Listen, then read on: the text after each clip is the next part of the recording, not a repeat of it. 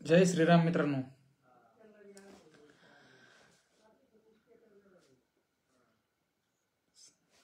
पाच मिनिटे थांबूया आपण. काही लोक लाईव्ह येत आहेत.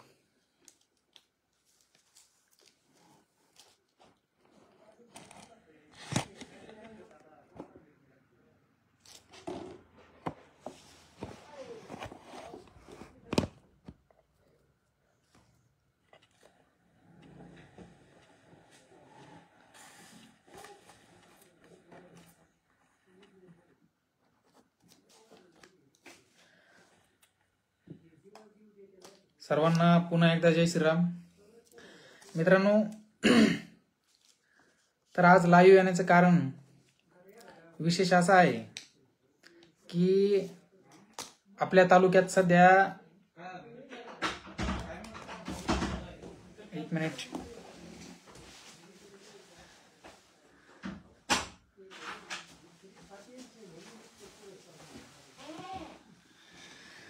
तर आज लाईव्ह येण्याचं कारण म्हणजे आपल्या तालुक्यातल्या काही बऱ्याचशा घडामोडी अशा आहेत ज्या आपल्याला तालुक्यासमोर मांडायच्या आहेत, ज्यातून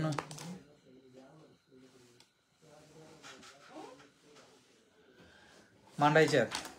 तर त्यातील सर्वात महत्वाचा मुद्दा सध्या तालुक्यात एक, जसं आपलं एखादं गोल्ड लोन असतं किंवा एखादं लोन असतं जे नवं जुनं करावं लागतं, तसेच सध्या तालुक्यात कार्यकर्ते नवे जुनं करायचं काम चालू आहे.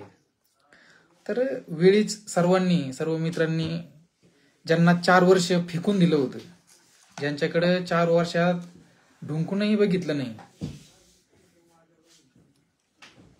त्या कार्यकर्त्यांना आज चोंबाळल्या जातंय, घरी बोलावलं जातं. काय आमच्या काही गोष्टी झाल्या असतील त्या पदरात घ्या. आता ह्या गोष्टी इथून पुढे चालू होणार आहे. म्हणजे तुम्हाला जर नेत्यांनी जर तुम्हाला जास्त गोंधळलं चोंबळलं तर तुम्ही भारावून जाऊ नये आणि नेत्याच्या ज्या सध्या आमिष आहेत त्याला बळी पडू नये. कारण की 4 वर्ष तुमचं काय झालं किंवा आपल्या तालुक्याचं काय झालं हे सांगण्याची गरज आज तालुक्याला नाही.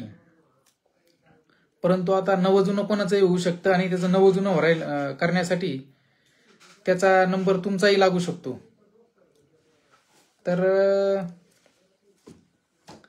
हा एक मुद्दा आहे. दुसरा मुद्दा आहे आपल्याला कारखान्याचं जे आपण शेतकऱ्यांनी ऊस दिलाय त्या ऊसाचे बिल आजपर्यंत आपले निघत नाही. सुरुवातीला 10 ते 15 दिवसाचे बिल काढले आणि त्यानंतर आजपर्यंत आपल्याला पेमेंट निघत नाही. हे पेमेंट शेतकऱ्याला ज्या वेळेला आपला ऊस जातो त्यावेळेला ताबडतोब ते पैसे मिळण्याची गरज असते. शेतकऱ्या कायमस्वरूपी अडचणीत असतो आणि जर शेतकऱ्याचं पेमेंट वेळेवर निघलं नाही तर त्याच्या नुकसान त्या शेतकऱ्याला होतं. पुढील जे पिकं घ्यायचे त्यासाठी खत पाणी लागतं. गहू जर पेरायचा असेल ते गव्हाला बियाणं भरावं लागतं, खत घ्यावं लागतं. या सर्व गोष्टीला सामोरं जाण्यासाठी शेतकऱ्याकडे तेवढं आर्थिक परिस्थिती नसते आणि हे पैसे योग्य वेळेवर येणं गरजेचं असतं. परंतु सध्या आपल्या तालुक्यात ऊसाचं पेमेंटच होत नाही. ऊसाच्या पूर्ण खोडक्या झालेल्या आहे. ऊस जर योग्य वेळेत जर गेला तर आपल्याला त्याचा योग्य टनेज मिळतं. जर समजा आपल्याकडे 2 एकर ऊस आहे, उदाहरण देतो मी, तिथं जर लगेच जर तुटल्या गेला आणि तो 100 टन जर जात असेल योग्य वेळेत तुटल्या गेल्यानंतर, तो थोड्या दिवस जर जास्त राहिला तर वजन वाढण्याऐवजी त्याचं वजन कमी कमी होत जातं. ते वजन अक्षरशः 50 टनापर्यंत जातं, अर्ध वजन काढलं जातं. जर शेतकऱ्याचं अर्ध वजन होऊन जर तो ऊस तुटणार असेल, ऊसाच्या पूर्ण खोडक्या होऊ राहिल्या, तुडी मिळत नाहीये. आपल्या गटात काही जणांचं असं आहे की आमच्या परिसरामध्ये गटात तर तुडीच मिळत नाही बाहेर. म्हणजे शेतकऱ्यांचे फार हाल चालू आहे. इकडून तिकडून ऊस जातोय, काही जण तोडून पाठवतायत, त्यांचे बिलच होत नाही. त्या शेतकऱ्यांची आज पूर्ण गळचिपी झालेली आहे. आणखी दुसरी गोष्ट अशी आहे की आपल्या शेतकऱ्यांची ही परिस्थिती असताना आपण बघताय मुळा एज्युकेशन सोसायटी इथं रोज लाखो रुपयाच्या उधळपट्टी सुरू आहे. वेगवेगळे काय कार्यक्रम घेतात, मग तिथं नेत्याचे चिरंजीव ते भुईनळे उडतात आणि मग त्याच्यात मध्ये हात जोडून एंट्री होते. जसं काही यांनी इकडे 10 किल्ले जिंकलेत आणि ते घुंगरू महोदय मग त्याच्यानंतर तिथं जाणार. अरे बाबा हो, इतकी दिवाळी तिथं साजरी करण्यापेक्षा पहिले शेतकऱ्याचं ऊसाचे पैसे द्या. तुम्ही भले नंतर त्याचे 4,000 जरी भाव दिला तरी तो शेतकऱ्याला परवडणारा नाही. तो शेतकऱ्याला आज पैसे मिळाले पाहिजे. 5-5, 4-4, 5-5 महिने झाले, ऊस तुटून गेला तर सरकारच्या नियमाप्रमाणे आपण ते पैसे 15 दिवसात ते महिन्यात आपण द्यायला पाहिजे. ते आपण देत नाही आहात. शेतकऱ्यांचे खूप हाल चालू आहे. आणि याही पेक्षा सध्या मुळा एज्युकेशन सोसायटीमध्ये अशी एक परिस्थिती सुरू आहे की माझ्याकडे खूप विद्यार्थी येत आहेत. त्या विद्यार्थ्यांची अशी परिस्थिती आहे. आज माझ्याकडे नाव आहे, मी 1 मिनिट चेक करतो. तर प्रमोद कोकणे म्हणून आमचे एक सहकारी आहेत, मित्र आहेत भेरडापूरचे. म्हणजे एक उदाहरण सांगतोय, असे खूप कोट्यावधी रुपये आहेत. तर त्या प्रमोद कोकणे या आमच्या मित्राचे 30,000 रुपये मुळा एज्युकेशनला भरण्यात आले. ते 30,000 रुपये भरल्याच्या नंतर त्या विद्यार्थ्यांनी बोली केली होती, आज माझ्याकडे 30,000 रुपये आहे, परंतु मला आज ऍडमिशन घ्यायचं नाही, मी कागदपत्र ठेवून जातो. माझे उद्या परवा 2-4 दिवसात राऊंडला येणार आहे, त्या राऊंडला जर माझा नंबर लागला तर मला पैसे तुम्ही रिटर्न द्या. घेताना हे सर्व हो बोलले. त्या बिचाऱ्या विद्यार्थ्याचे, त्याच्या घरचे अक्षरशः 200 रुपये रोजाने त्याची आई वडील कामाला जातात. तर त्या लोकांचे हे लोक पैसे बुडवतात. स्वतः नेत्यांचे चिरंजीव ज्यांचे फोन केल्यावर फोन उचलत नाही 30,000 रुपयासाठी, एकही पीए त्या व्यक्तीचा फोन उचलत नाही. म्हणजे एखाद्या शेतकऱ्याच्या, गरीबाच्या विद्यार्थ्यांचे पैसे घेऊन तुम्ही जर 10-10, 20-20, 30,000 रुपयासाठी फोन उचलत नसाल तर ही तालुक्याची शोकांतिका आहे. म्हणजे किती रे नीचपणा असणार. इतका नीचपणा नसायला पाहिजे. त्या विद्यार्थ्याला अडवणूक आपण बंद करावी अशी मी विनंती करतो गडाख कुटुंबियांना आणि त्या मुळ एज्युकेशन शिक्षण संस्था जी आहे त्याच्या सर्व कर्मचाऱ्यांना किंवा जे कोणी त्याचा कारभार बघतात. शेतकऱ्यांना लुटवू नका. दुसरी गोष्ट अशी, काही विद्यार्थ्यांना किंवा काही विद्यार्थिनींना अटेंडन्स क्लिअर करणं जमत नाही किंवा थोडेसे खाडे लागले तर त्यांच्याकडून पावती न देता एका विद्यार्थ्याकडून 20,000 रुपयापर्यंत तुम्ही पैसे घेताय.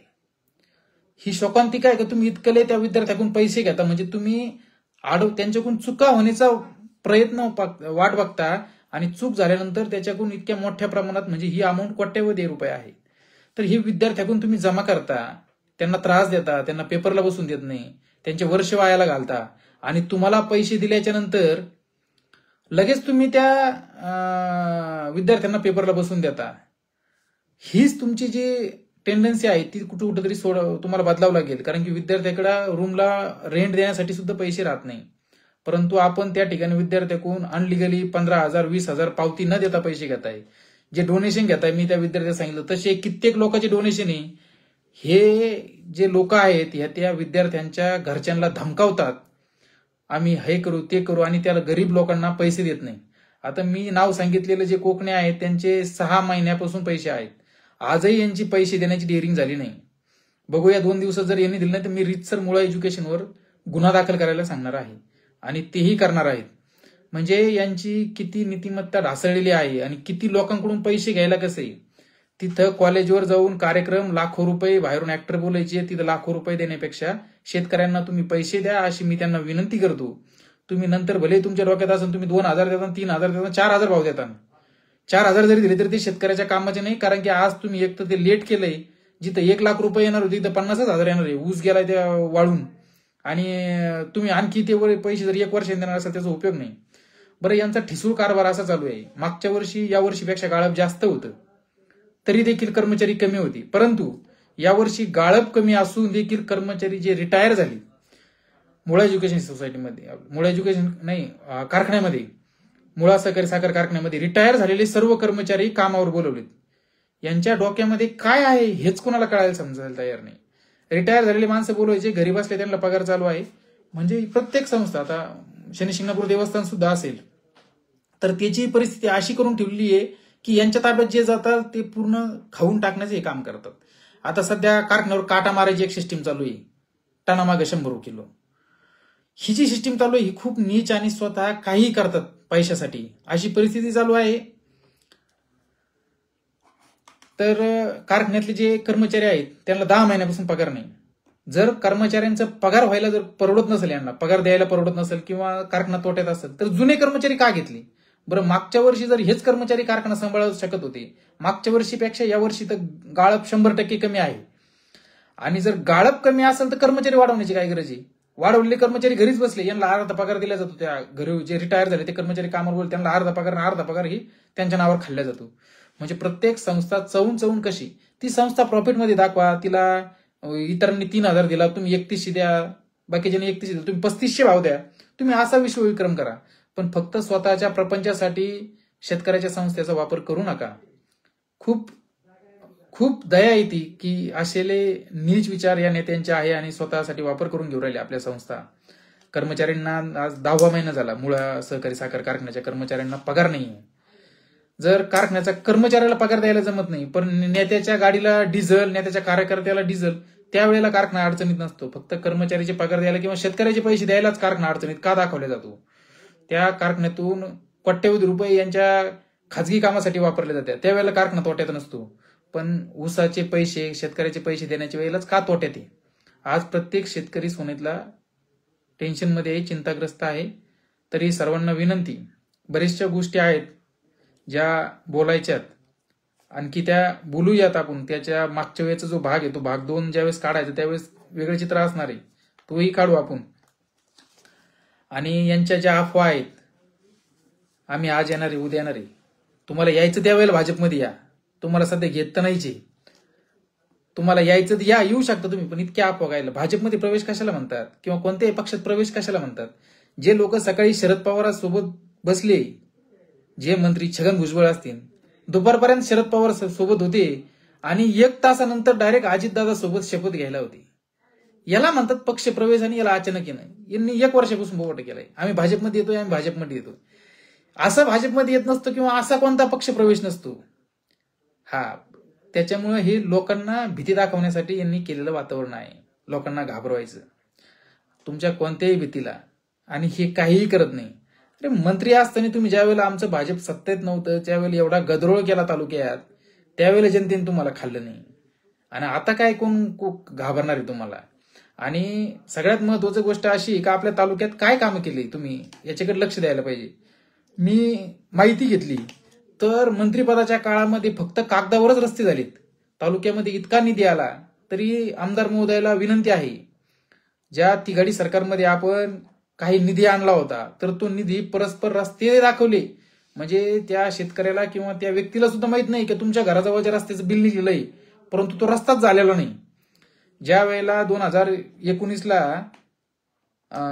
आपण ज्या वेळेला विधानसभेचे जे जे काम केले बाळासाहेब मुरकुटे ज्या वेळेला आमदार होते, त्यावेळेला आपण त्या रस्त्याचा तालुक्यातला विकास कामाचा आराखडा तयार केला होता, त्या ठिकाणी बोर्ड लावले. तुम्ही तसे बोर्ड लावा ना, लोकांना कळू द्या तुम्ही कोणत्या रस्त्याचं बिल काढलेलं आहे, तो रस्ताच झाला नाही, तुम्ही खाऊन टाकला.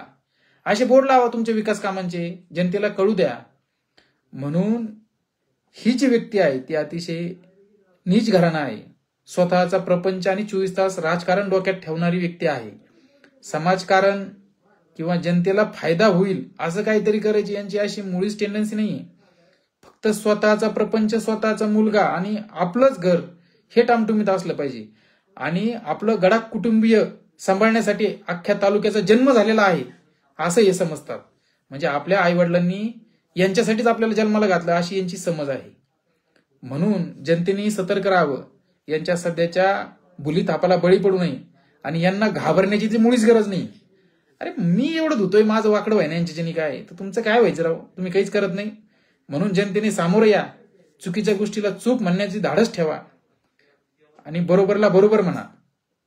तरी मित्रांनो, एवढं बोलून मी थांबतो. बोलायला तर बरंचसं आहे, बोलूयात वेळेनुसार. फक्त एकच, आता तुम्हाला नवजुनं करण्याचा कार्यक्रम राहील. तुम्हाला निरोप येते, साहेबांनी बोलिलं, ताईंना बोलिलं, घुंगरू शेटनी बोलवलं तर कुणीकडेच जाऊ नका. काही नाही, तुमचे कामं असताना हे तुम्हाला भेटलेलं नाही हे विसरू नका. मंत्री असताना तुमच्या कामात काय वापर केला आणि मंत्रिपदात काय आपल्या हाल केलेले आहेत, लोक घाबरतात. अशी परिस्थिती असताना आता यांना तुमची गरज आहे म्हणून तुम्ही लगेच यांच्याकडे जाण्याची गरज नाही, किंवा काय करायचं ते आपण तेवढ्याला सुज्ञ राहावे. शनी शिंगणापूर देवस्थानचंही वाटोळ केलं, कारखान्याचंही वाटोळ चालू आहे. तर प्रत्येक जनतेचं आपलंही वाटोळ होऊ नये म्हणून यांच्या नादी लागू नका. बाकी आपण सुज्ञ आहात, योग्य तो निर्णय घ्यावा. आणि जय श्रीराम करतो.